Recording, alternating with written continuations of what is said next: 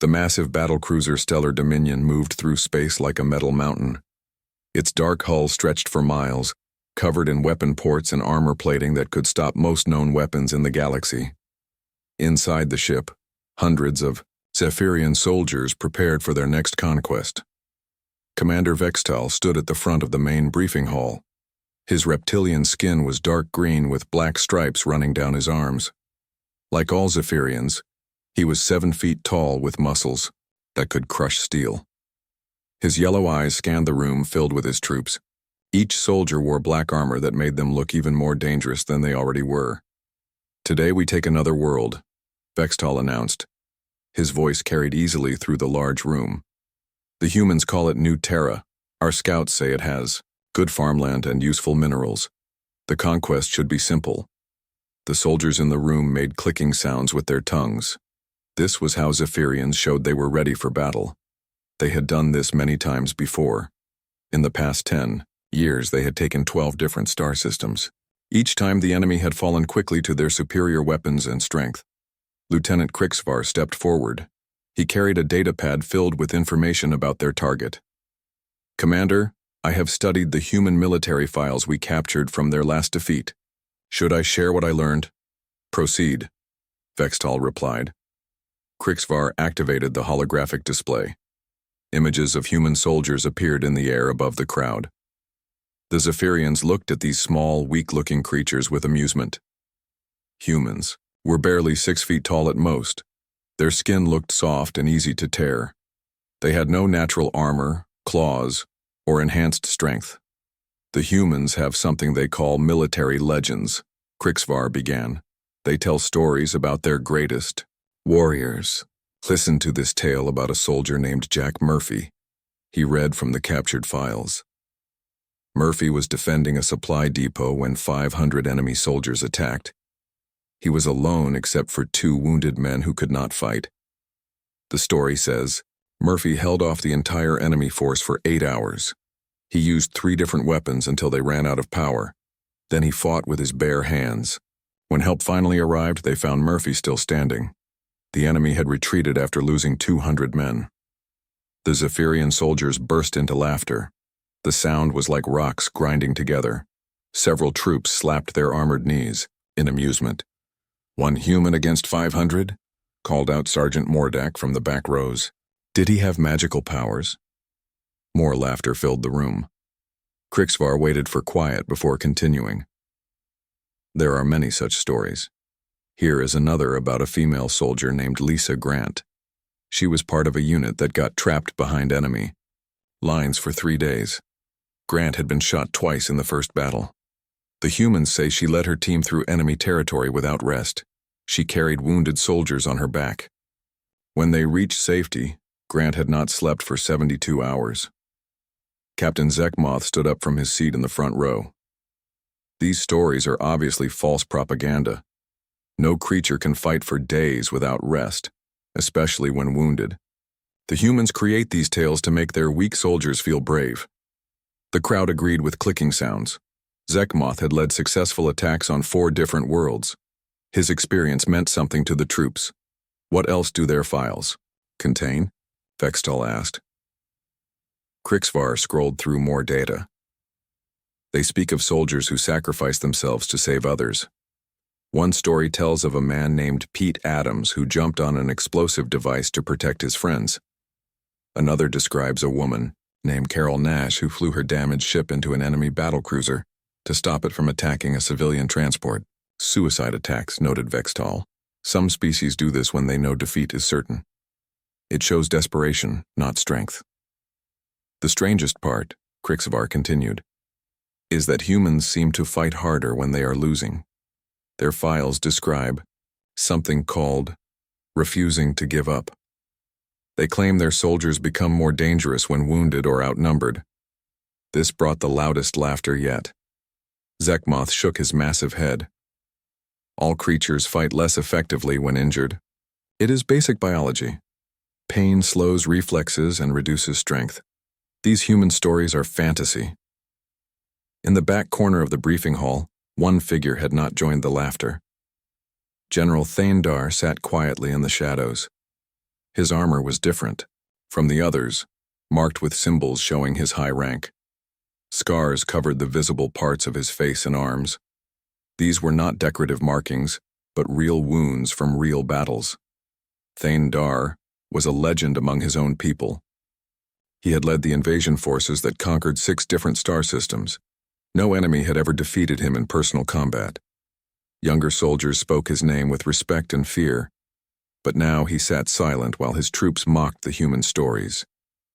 "General," Vextal called out, "you have fought more battles than any of us. What do you think of these human legends?" All eyes turned to Thane Dar. The room became quiet except for the soft humming of the ship's engines. The old warrior looked up slowly. His yellow eyes seemed to glow in the dim light. "Every species tells stories about their greatest fighters," he said finally. His voice was deep and rough from years of shouting battle commands. Some stories grow larger with each telling. The troops made clicking sounds of agreement. This seemed to confirm what they already believed. However, Thane Dar continued, "It would be unwise to completely dismiss an enemy's capabilities based on our assumptions." Vextal nodded respectfully. "Of course, General. But surely you agree that these human tales are exaggerated?" Thane Dar was quiet for a long moment. Something flickered behind his eyes like a memory trying to surface, but he only nodded once and said nothing more. Krixavar closed his datapad. The human military force on New Terra consists of approximately 2,000 soldiers.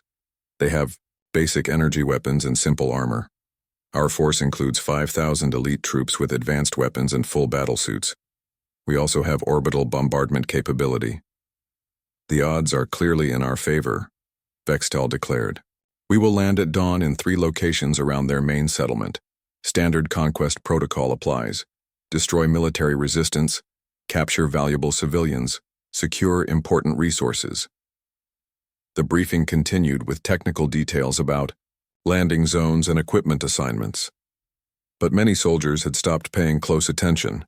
The idea of fighting humans seemed almost boring after conquering stronger enemies. Some troops were already planning how they would spend their leave time after this easy victory. "One more thing," Vextal added as the meeting prepared to end. "Intelligence suggests the humans may try to evacuate civilians during our attack. Do not let this concern you. Their transport ships are slow and lightly armed. Our fighters will easily destroy any that attempt to flee." The Zephyrian soldiers filed out of the briefing hall, their armor clanking as they walked. They headed to equipment bays to check their weapons and prepare for the coming battle. Conversations buzzed with jokes about human weakness and predictions about how quickly the conquest would end. Only General Thane Dar remained in his seat after the room emptied. He stared at the spot where the holographic images of human soldiers had appeared. His scarred hands gripped the arms of his chair tightly. Something about those human faces had stirred old memories. Memories he had buried deep and never shared with anyone.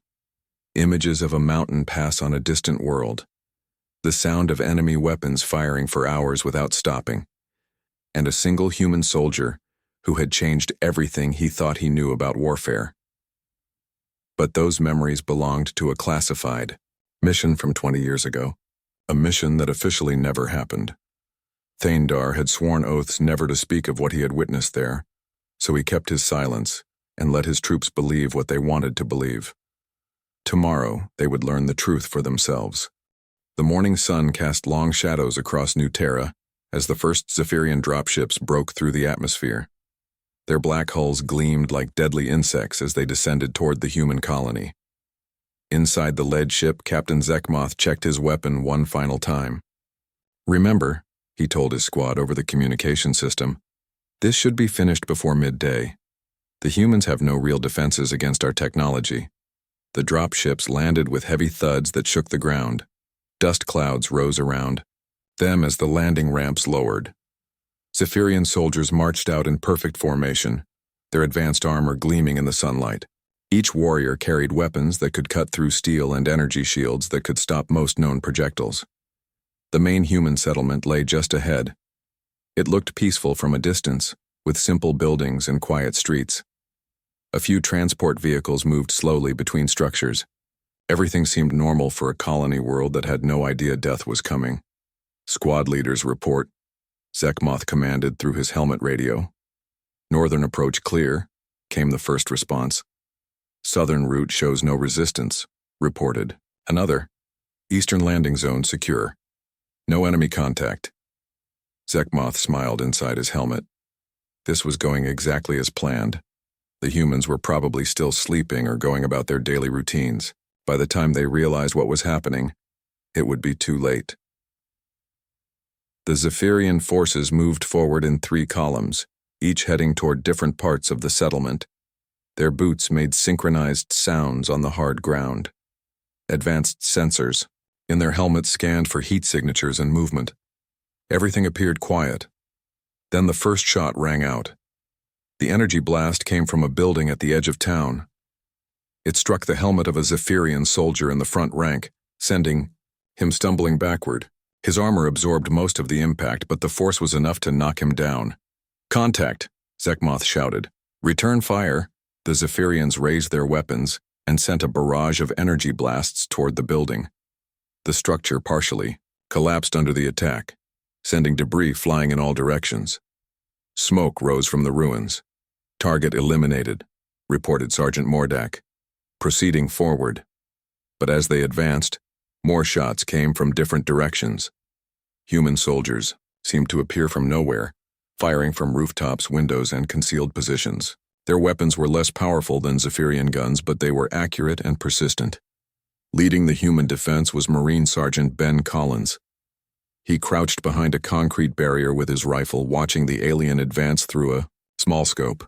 Collins was a veteran of 3 different colonial conflicts. His weathered face showed the experience of someone who had seen real combat. "Martinez, take your team to the north building." Collins spoke into his radio. "Johnson, cover the eastern approach. Make every shot count. We do not have unlimited ammunition." The human soldiers moved with practiced efficiency. Unlike the Zephyrians, who advanced in obvious formations, the humans seemed to vanish and reappear in unexpected places. They used the terrain to their advantage, turning every street corner and building into a potential ambush point. Zekmoth grew frustrated as his forces took more fire. "These humans are like insects," he growled. "They scatter. When we attack, then regroup somewhere else." The Zephyrian captain decided to use his superior firepower to end this quickly. He ordered his troops to destroy entire buildings where they suspected human positions. Energy blasts tore through walls and roofs, sending chunks of concrete and metal flying, but the humans adapted. Instead of staying in fixed positions, they kept moving. Collins led by example, firing a few shots from one location, then quickly moving to another spot 50 meters away. His soldiers followed the same pattern, creating the impression that there were more defenders than actually existed. "Sir," called out Private First Class Ryan Torres, a young Marine who had only been on New Terra for 6 months. "The aliens are trying to surround the school building. There are still civilians inside." Collins looked toward the school through his scope. He could see Zephyrian soldiers moving to cut off the escape routes. Inside that building were 30 children and their teachers who had not been evacuated in time. "Torres, take Wilson and Garcia with you," Collins ordered. "Get those people out of there. Use the underground maintenance tunnels if you have to."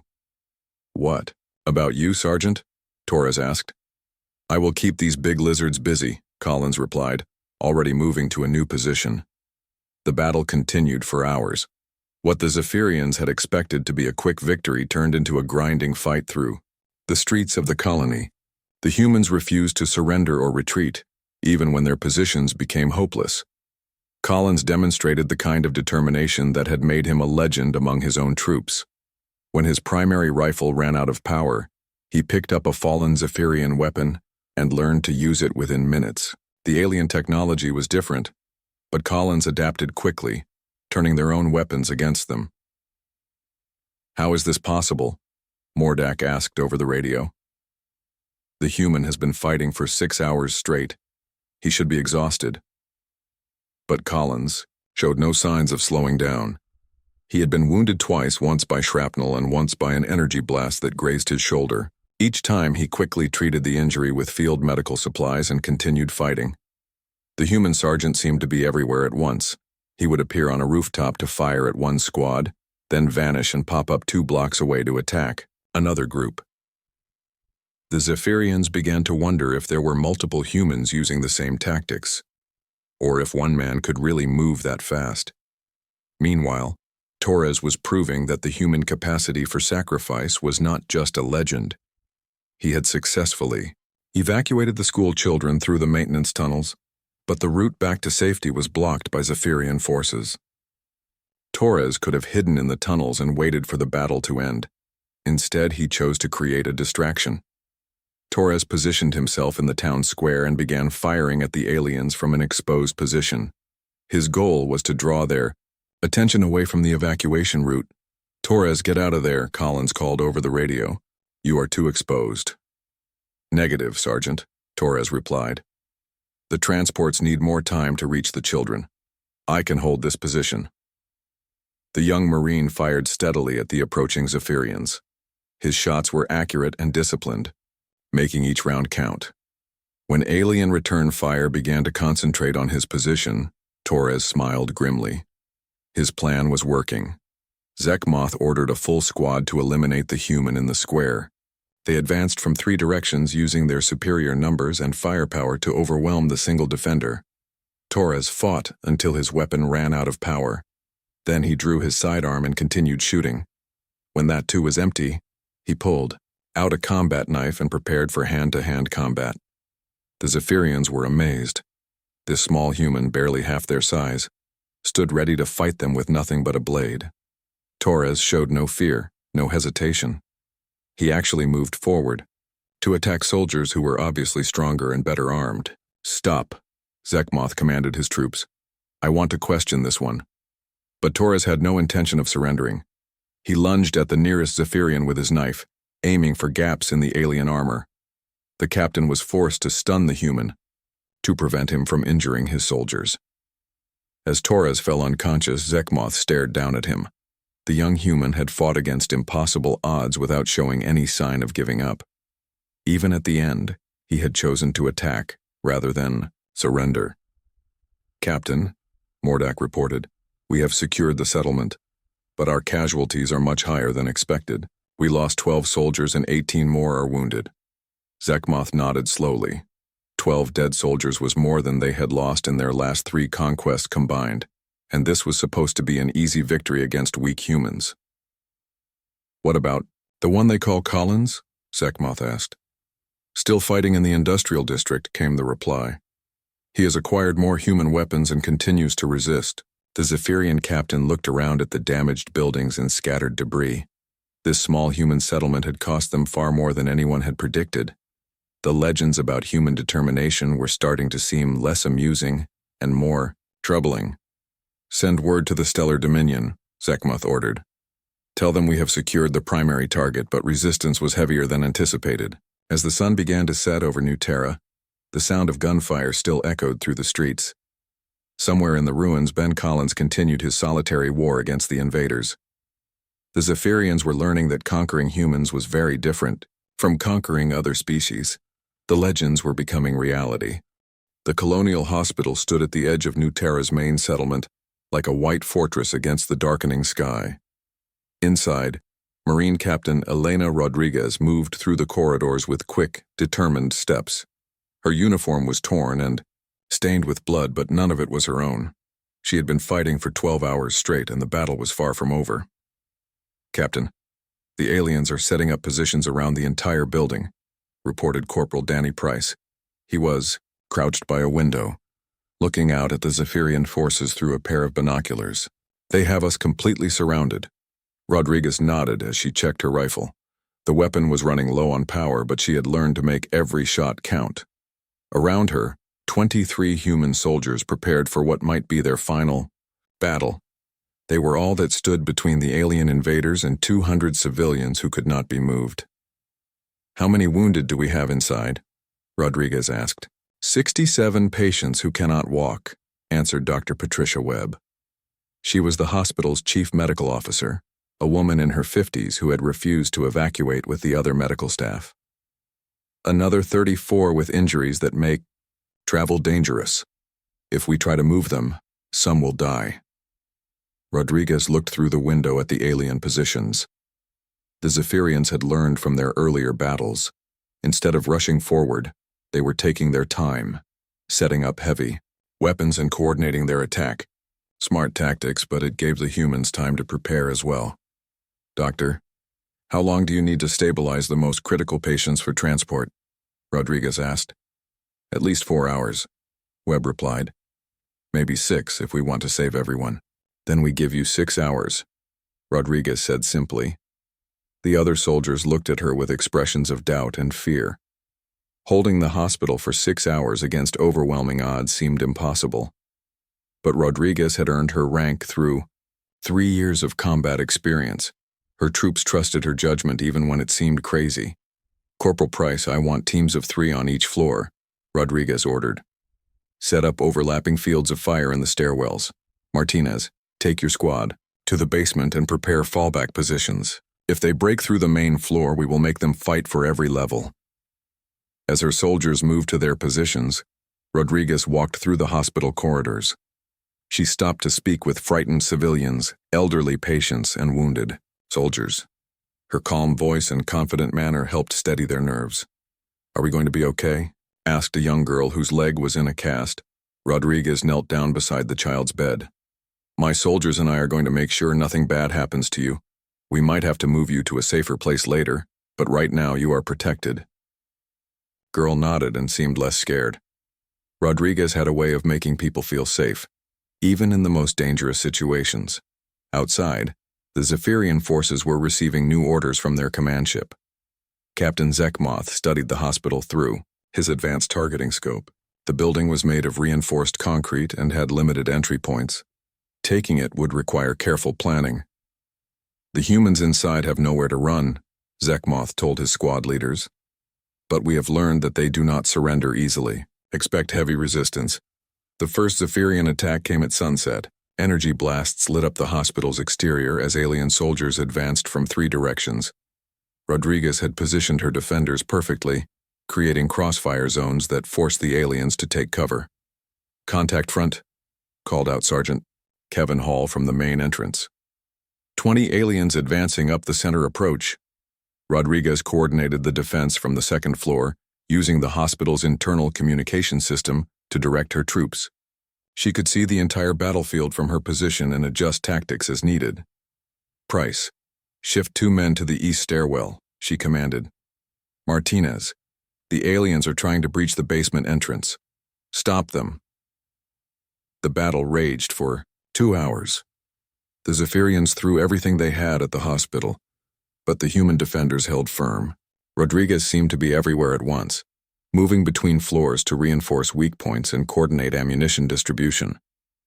During a brief lull in the fighting, Corporal Price found Rodriguez treating a wounded soldier in the supply room. She had learned basic medical skills during her military training and was helping Dr. Webb care for the injured. Captain, you have been fighting for 14 hours, Price said with concern. When did you last eat or sleep? Rodriguez looked up from the bandage she was applying. I will rest when our people are safe. Until then, we keep fighting. Her dedication inspired the other defenders. Soldiers who were exhausted found new energy when they saw their captain refusing to give up. Even the civilian medical staff began, helping with the defense, carrying ammunition and treating wounded soldiers. Meanwhile, 50 miles away, Army Specialist Jake Morrison was proving that human endurance was not a myth. His unit had been scattered 2 days earlier, when Zephyrian orbital bombardment destroyed their forward base. Morrison had been thrown clear by the explosion, but his radio was damaged and he had no way to contact other human forces. Morrison knew that isolated outposts throughout the region were unaware of the alien invasion. Someone had to warn them before they were attacked without warning. The nearest outpost was 40 miles away across rough terrain, but Morrison began walking. He moved through forests and across rocky hills, avoiding alien patrols and staying hidden during daylight hours. Morrison had limited water and no food except for emergency rations that would last maybe 1 day. His left arm was injured from the bombardment, but he kept moving. On the first night, Morrison encountered a Zephyrian patrol that had made camp. near a river. He could have avoided them easily, but he noticed they had captured 3 human civilians. Morrison watched from the trees as the aliens prepared to question their prisoners. A smart soldier would have continued toward the outpost. Morrison was not just smart, he was also human. He could not abandon civilians to enemy torture. Morrison waited until the aliens were distracted, then used his combat knife to cut the prisoners free. The rescue attempt went wrong when one of the civilians accidentally made noise. The Zephyrians woke up and began shooting. "Run toward the river," Morrison told the civilians. "I will hold them off." The specialist fought a running battle through the forest, using trees for cover and leading the aliens away from the escaped prisoners. He was outnumbered 5-1, but Morrison used every trick he had learned in military training. When his rifle ran out of power, Morrison continued with his sidearm. When that was empty, he used grenades and improvised traps.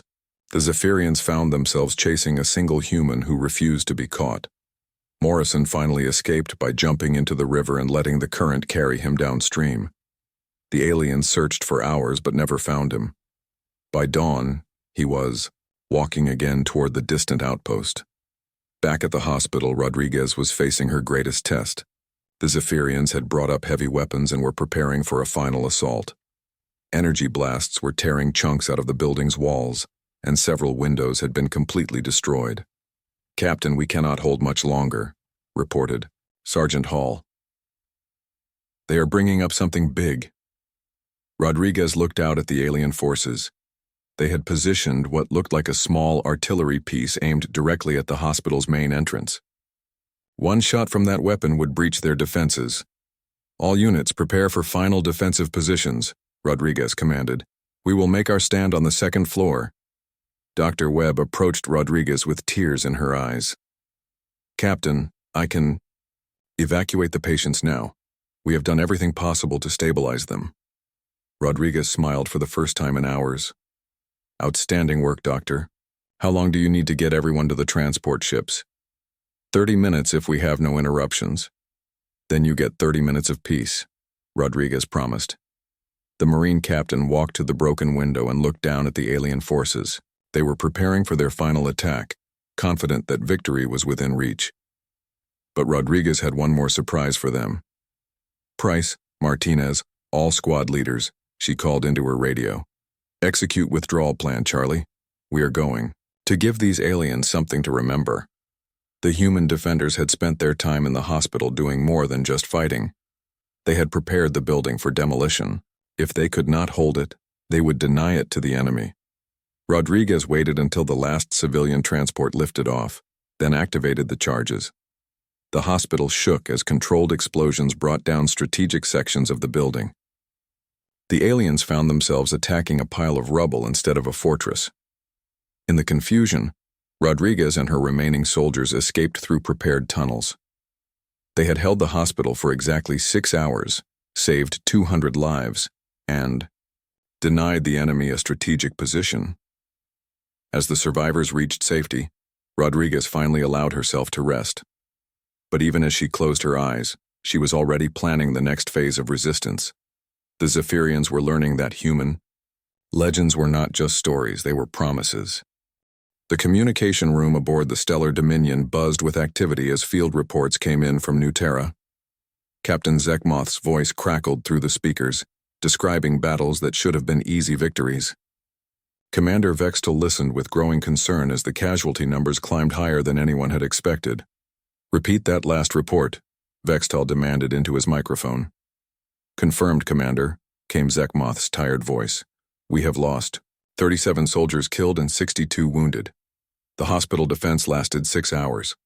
The humans destroyed the building rather than let us capture it." A shocked silence filled the communication room. Losing nearly 100 soldiers to take one small colony was unthinkable.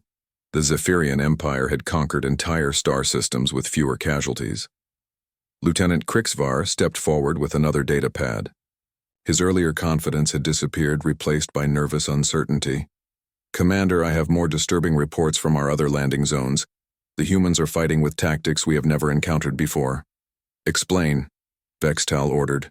At the northern landing site, a single human soldier named Morrison traveled 40 miles on foot to warn an isolated outpost of our approach.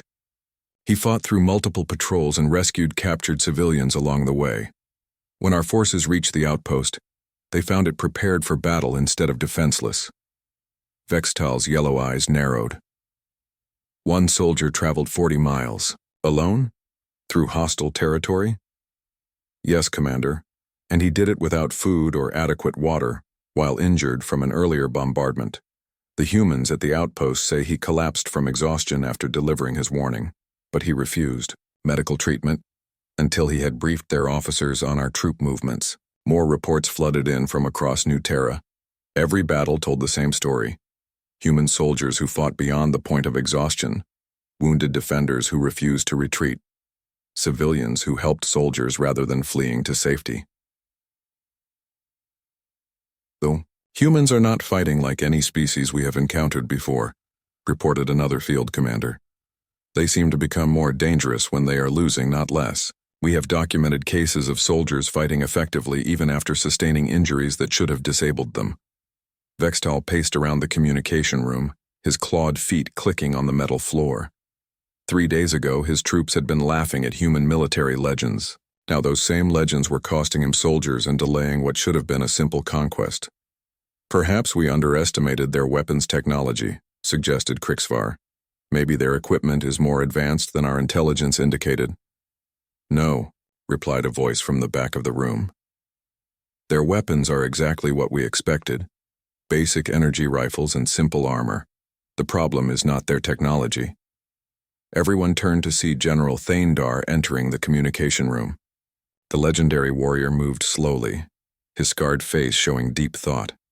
Behind him walked 2 of his personal guards, elite soldiers who had served with him for years. General, Vextal said with respect, what is your assessment of the situation? Thaindar was quiet for a long moment, listening to the continuing field reports. More casualties, more stories of impossible human resistance, more evidence that everything the Zephyrians thought they knew about warfare was wrong. Assemble all senior officers in the main briefing hall, Thaindar commanded. I will address the entire crew in 1 hour. Sir, is that necessary? Vextal asked. We can handle this situation with standard reinforcements. The old general's yellow eyes fixed on Vextal with an intensity that made the younger officer step backward. Commander, in 1 hour, every soldier on this ship will learn something that I should have told them before we began this invasion. Something that might have saved the lives of our fallen troops. Word spread quickly through the stellar dominion that General Thaindar would speak to the entire crew. Soldiers abandoned their duties and hurried to the main briefing hall.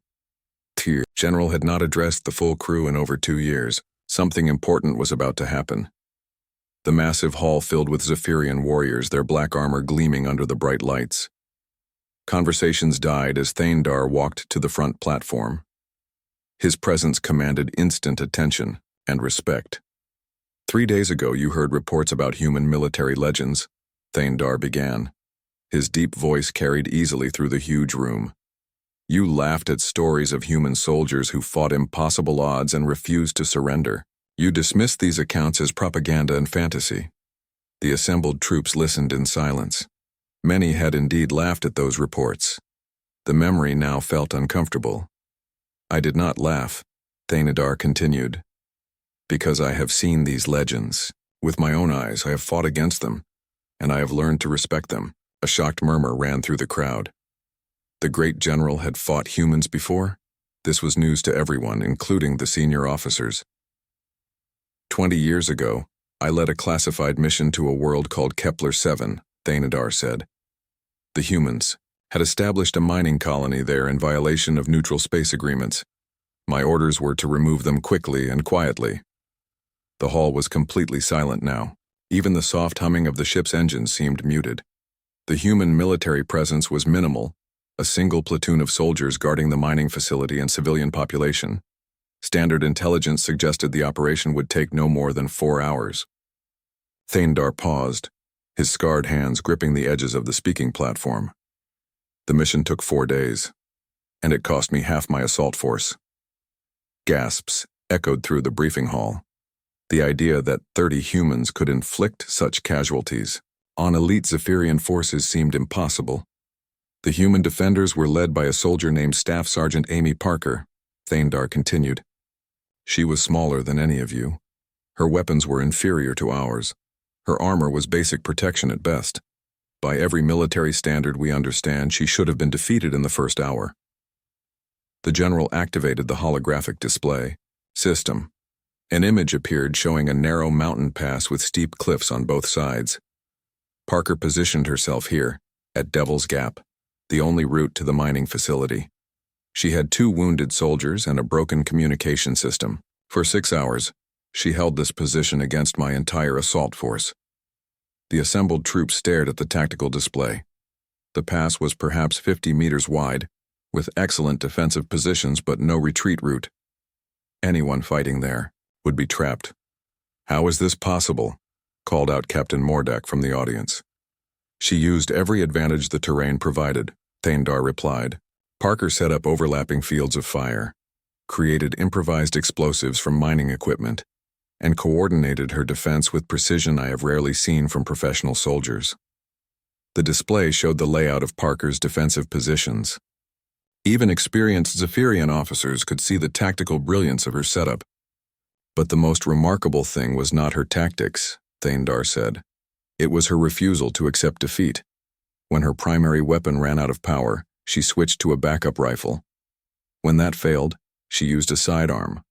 When her ammunition was exhausted, she fought with mining tools and improvised weapons. The general's voice grew quieter but somehow more intense. Parker was wounded 7 times during the battle, twice seriously enough that she should have lost consciousness. But she continued fighting, treating her own injuries between attacks and maintaining radio contact with the civilian evacuation team. "What happened to her?" asked Vextal. "In the end, my forces overran her position through sheer numbers," Thaindar replied. But by then, every civilian in the mining facility had been evacuated to safety. Parker had achieved her mission.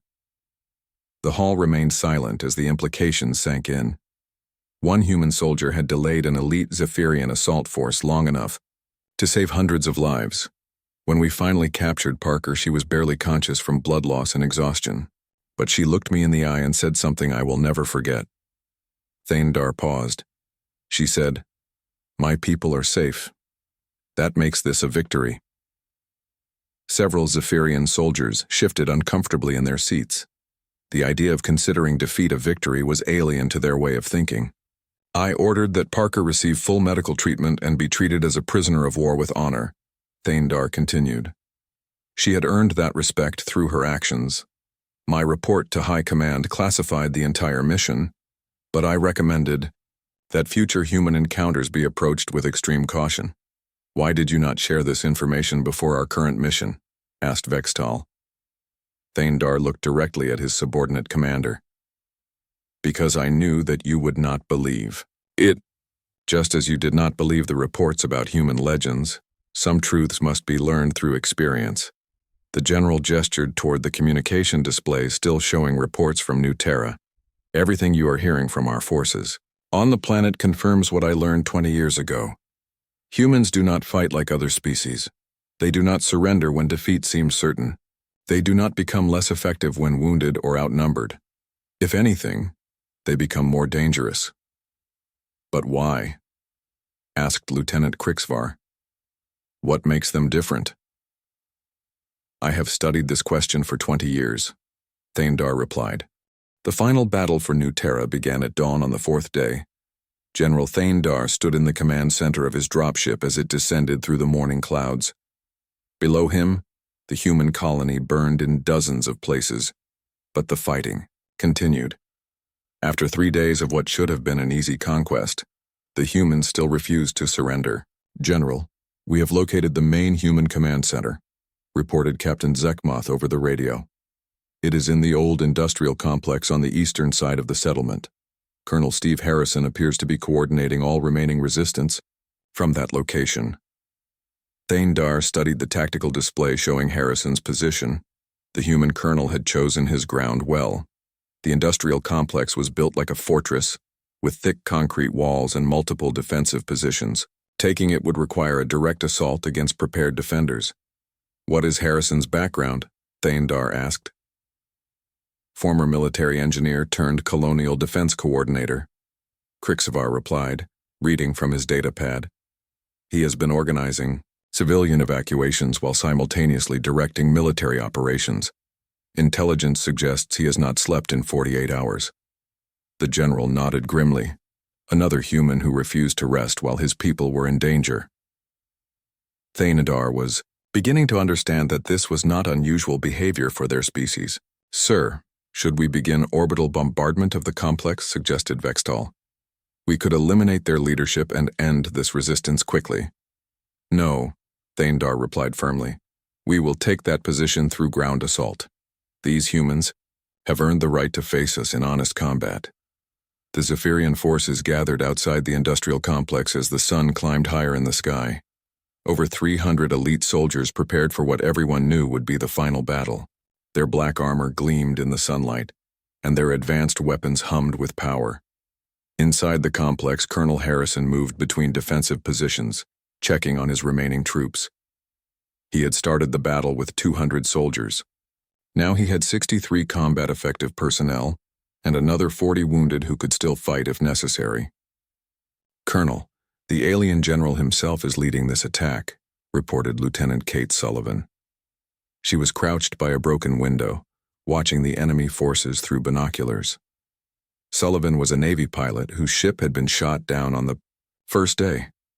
Since then, she had been fighting as infantry. How can you tell? Harrison asked. Different armor markings. The troops are showing him more respect than they gave the other commanders. And he is taking time to study our positions instead of just attacking. Harrison looked through his own scope at the alien commander. Even at a distance, he could see that this Zephyrian was different, older, more experienced, and clearly more dangerous than the others they had faced. Pass the word to all units, Harrison ordered. This is their best general. He will not make the same mistakes his subordinates made. Everyone needs to be at peak performance. The colonel continued his rounds, stopping to speak with each group of defenders. Many were wounded. All were exhausted, but their morale remained high. They knew they were fighting for the lives of civilians who were still evacuating from other parts of the planet. Army medic Corporal Dan Mitchell had been treating wounded soldiers for 3 straight days. His medical supplies were nearly exhausted, but he continued working to keep fighters in the battle. Mitchell had personally saved 17 lives and kept dozens of others combat-ready, despite serious injuries. Doc, how much longer can we hold out? Asked Sergeant Hall, whose left arm was in a makeshift sling. As long as necessary, Mitchell replied while changing the bandage on another soldier's leg wound. We do not give up while our people need protection. Outside, General Thaindar addressed his assault troops one final time. The scarred veteran looked each soldier in the eye as he spoke. The humans in that building are the last organized resistance on this world, he told them. They know they cannot win. They know we outnumber them 5-1. They know our weapons are superior. But they will fight anyway, because that is what humans do. The assembled Zephyrians listened with new respect for their enemy. Thaindar's speech the previous day had changed how they viewed this conflict. Do not underestimate them because they are wounded and tired, the general continued. Some of the most dangerous fighters I have ever faced were humans who had nothing left to lose.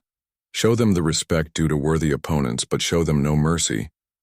The attack began with careful probing of the human defenses. Thaindar sent small squads to test different approaches while studying how the humans responded. This was not the wild charge that had characterized earlier battles. Harrison coordinated the defense with calm precision. He moved his limited forces to counter each probe, but never committed too many soldiers to any single position. The colonel was saving his strength for the main assault he knew was coming. Sullivan, take your team to the north wall, Harrison commanded. Mitchell, make sure the wounded in Sector 3 have ammunition. Hall, I need you to coordinate with the civilians in the basement. The human defenders fought with the same determination that had marked every battle on New Terra, but now their enemy was led by someone who understood what he was facing. Thaindar adapted his tactics to counter human unpredictability, while using his superior numbers and equipment effectively. The battle raged through the industrial complex with neither side asking for or giving quarter. Zephyrian soldiers found themselves fighting room by room, corridor by corridor, against humans who turned every doorway into a defensive position. Lieutenant Sullivan proved that human pilots could fight on the ground as well as in the air. When her defensive position was overrun, she fell back to a new location and continued fighting.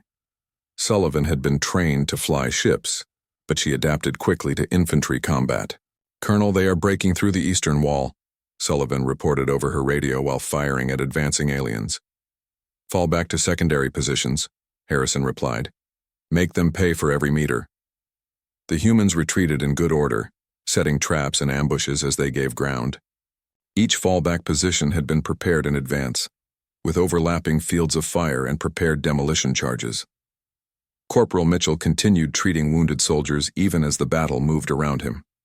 When Zephyrian forces reached the Deer medical station, they found the medic defending his patients with a rifle in one hand and medical supplies in the other.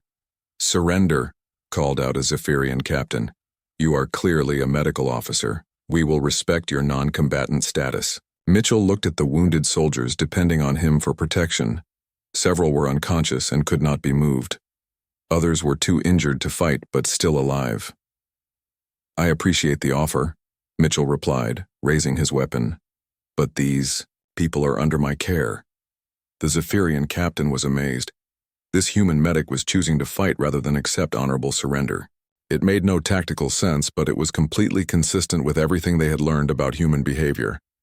As the battle reached its climax, Harrison found himself in the complex's main control room with the last dozen defenders. They had held out for 6 hours against overwhelming odds, buying time for the final civilian transports to escape the planet. "Sir," reported Hall, "the last evacuation ship just cleared orbit. All civilians are safe." Harrison smiled for the first time in days. His mission was complete. Whatever happened now, his people had survived. General Thaindar entered the control room with his personal guard. The old warrior's armor was scorched and dented from the fighting. He had led the assault from the front, earning the respect of both his own troops and the human defenders. "Colonel Harrison," Thaindar said formally, "your position is hopeless. Will you surrender now that your civilians are safe?" Harrison looked around at his surviving soldiers. They were wounded, exhausted, and out of ammunition. But they stood, ready to continue fighting with whatever they could find. "General," Harrison replied, "my soldiers and I have done our duty. We will accept surrender terms if you guarantee medical treatment for our wounded and proper burial for our dead." "Agreed," Thaindar said immediately. "You and your troops have fought with honor. You will be treated accordingly." As the human soldiers laid down their weapons, the Zephyrian troops watched in respectful silence. These humans had fought harder and longer than anyone thought possible. They had turned what should have been an easy conquest into a costly victory. Thaindar personally ensured that wounded humans received immediate medical attention. He ordered that all human dead be recovered and prepared for burial with full military honors. The general's own troops had taken heavy casualties, but they now understood why. "Send a message to High Command," Thaindar ordered Vextel. "New Terra is secured, but at significant cost. Recommend that all future human encounters be classified as maximum threat operations. These people are not to be underestimated." As are. The Zephyrian forces consolidated their victory. They did so with new understanding. The human legends they had mocked were not stories. They were warnings. In the years that followed, Zephyrian military academies would study the Battle of New Terra. They would analyze the tactics of soldiers like Harrison, Sullivan, and Mitchell.